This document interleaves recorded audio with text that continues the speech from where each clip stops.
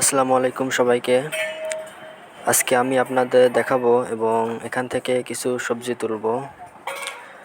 শহরে থাকার কারণে জমি না থাকলেও ছোট বারান্দায় বা টবে আমরা চাইলে অনেক রকম সবজি ফলাতে পারি।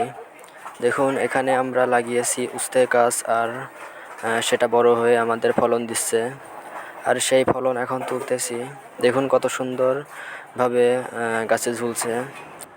নিজেদের হাতে লাগানো গাছ থেকে সবজি তুললে সত্যি অন্যরকম আনন্দ হয়।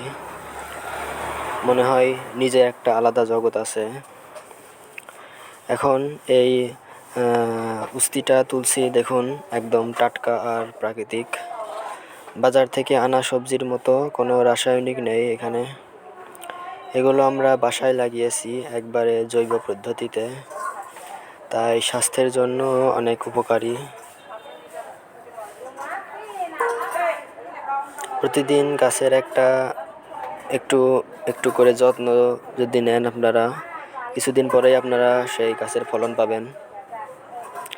আজকে তোলা সবজিগুলো আমরা রান্না করব, আর এই আনন্দ সব কষ্ট ভুলিয়ে দেয়।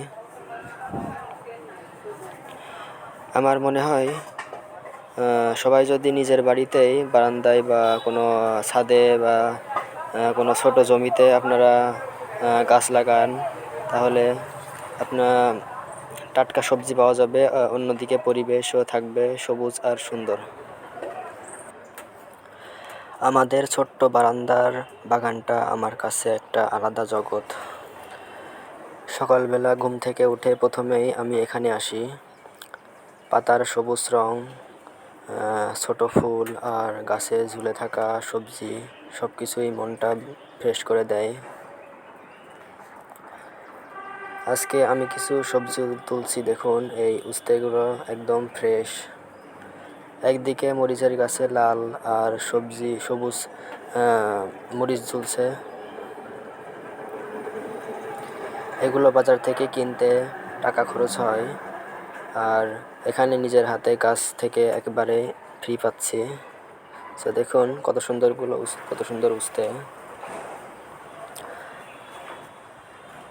আমার মনে হয় গাছ শুধু সবজি দেয় না, আমাদের মনকেও শান্ত করে। যত্ন করলে গাছও আমাদের ভালোবাসার ফল দেয়।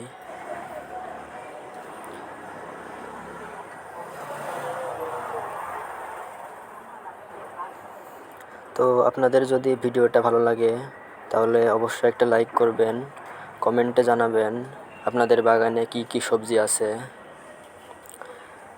আর অবশ্যই চ্যানেলটাকে সাবস্ক্রাইব করতে ভুলবেন না।